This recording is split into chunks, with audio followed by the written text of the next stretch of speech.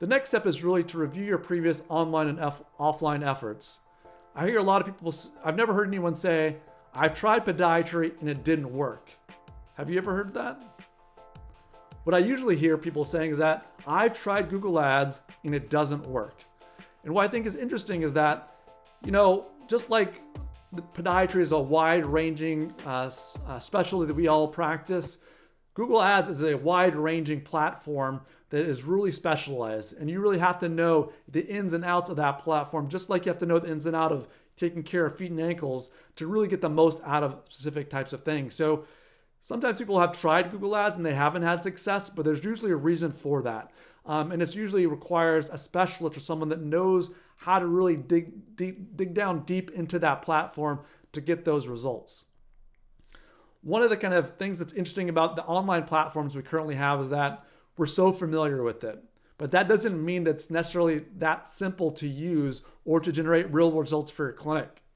It's great that we know how to use Facebook or Instagram or Google. We all use these in our personal lives, but we're going to try to get a specific business outcome from these different channels. You really have to know what you're doing and really put on that business mindset in order to kind of get those kind of positive results that translate into new patient visits or more types of care that you want to receive.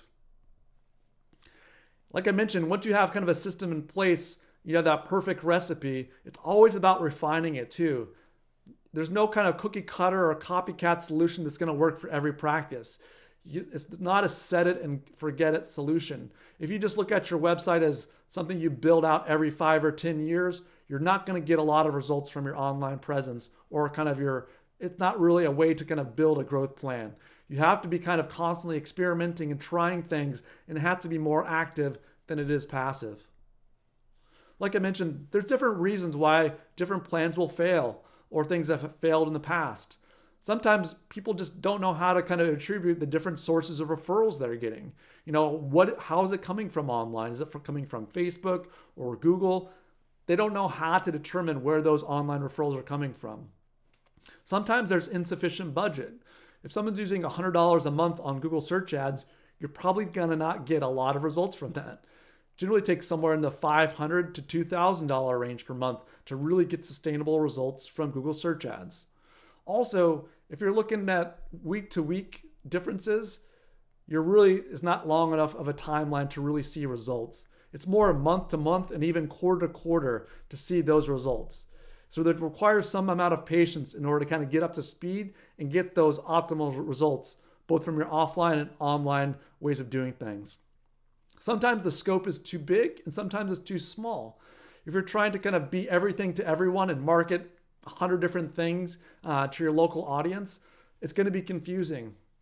So you have to have a scope that's small enough where you can make momentum with certain procedures, treating certain types of patients. You don't want to confuse people. You need to make it very simple for them to want to visit your website and make an appointment. And maybe you're looking in the wrong location or the wrong demographic of people. Maybe you're the area where your practice has a lot of seniors and you need to be more focused on them, but you've been focusing on pediatrics in an area where some orthopedists are very, very strong in pediatric orthopedics. There's different ways to go about kind of looking for that right location, right demographic of patient. And maybe you're using the wrong channel. Maybe you live in an area with a lot of seniors and they don't even use online marketing. It's more about a local newsletter or being in a newspaper or being something that they see as an area where they trust the information provided.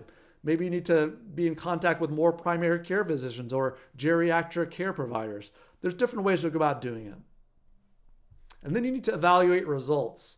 You really need to have a process in place in order to determine whether your system or your process is working.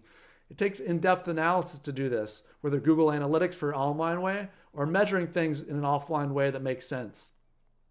Also, it's important to change things over time. Like I said, you don't want to change week to week, but if things aren't kind of 2 or 3 months making progress, that might be a sign that a slight change in strategy is needed. But once you find things that are working, it's important to double down on those investments. What I see sometimes is that people get benefits from utilizing different forms of online marketing, but then aren't willing to invest further to make it happen. So that's a really important component of that. Example of this is, let's say you're based in Chicago and you're advertising on the term podiatrist Chicago. For a new patient, it's costing about $50 to get clicks versus $500 to get a new patient on there. Obviously, we all would want it to be $50 per new patient. But if you're getting that, it's important to know what your numbers are. If you're getting $50 of ad spend per new patient, does it make sense to go ahead and invest more in that campaign? Obviously, if you're spending $500 for a new patient, it's time to rethink the overall strategy of that overall campaign.